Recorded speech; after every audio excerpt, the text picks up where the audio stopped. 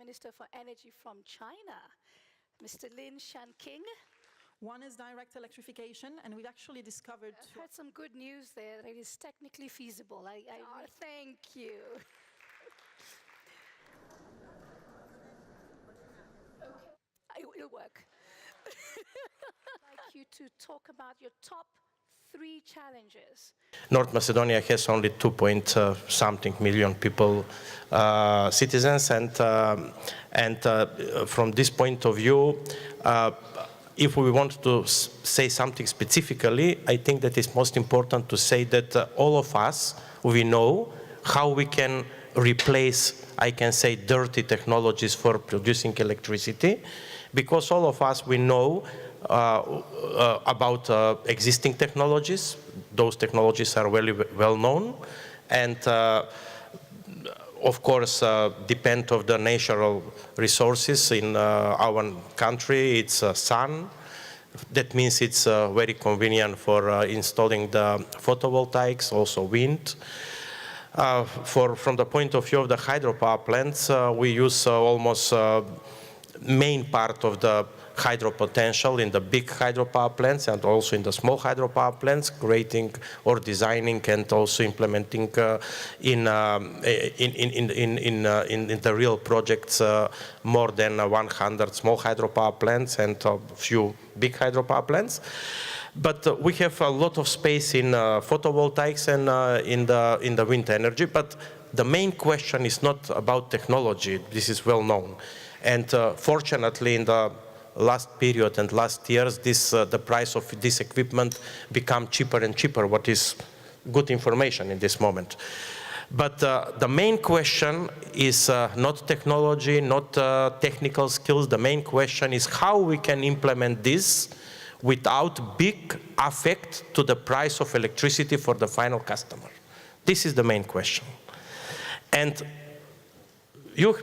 we know about few models. The model for the feed-in tariffs, this model affects the price for the final customer, especially for the countries, the poor countries, where the citizens are not very strong to pay this price of electricity.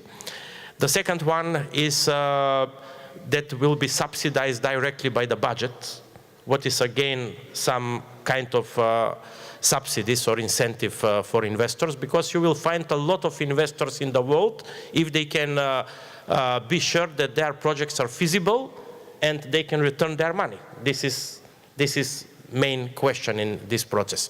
This is the first question, and we find a way. I want to inform all participants here, which is present in this hall, that we switch our model from feed-in tariff to premium tariffs. Will be on the auction process, and we try to decrease the investment cost, capex of the investors, on the way where we, like the government, we will give them land free of charge and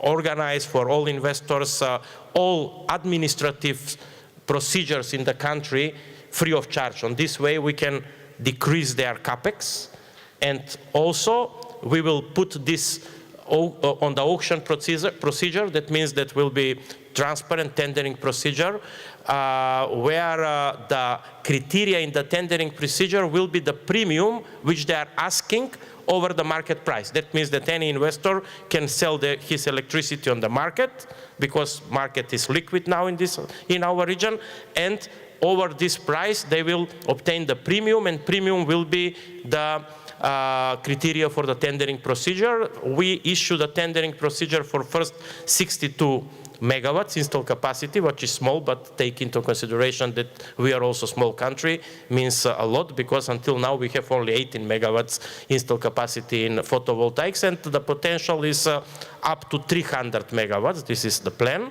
and 300 megawatts installed capacity is approximately 30% of the whole installed capacity in the country. And taking this into consideration, first 62 megawatts will be issued. The tendering procedure will start this month. And I'm using this opportunity to invite all potential investors to invest and to participate on this tendering procedure. The second big issue, and I will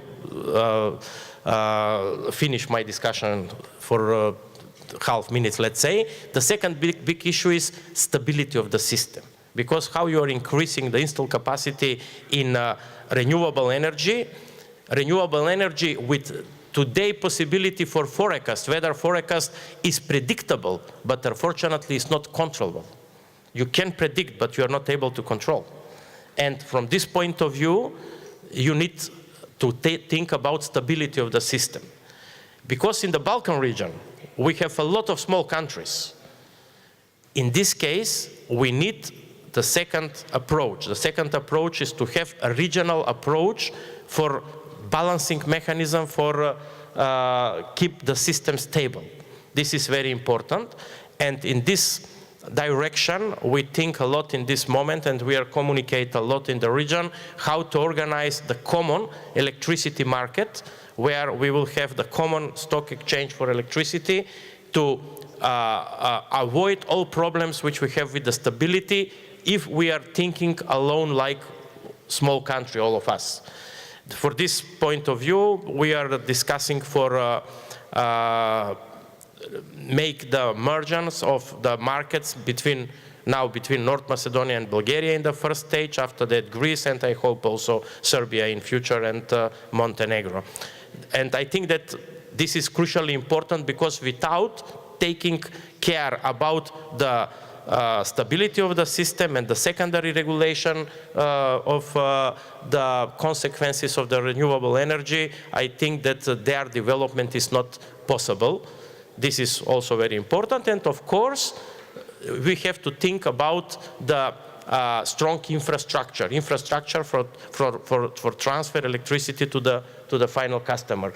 If I need to find only three main topics for developing renewable energy, I think that those three topics are very important. First of all, how we can find the mechanism to make the project attractive for investors.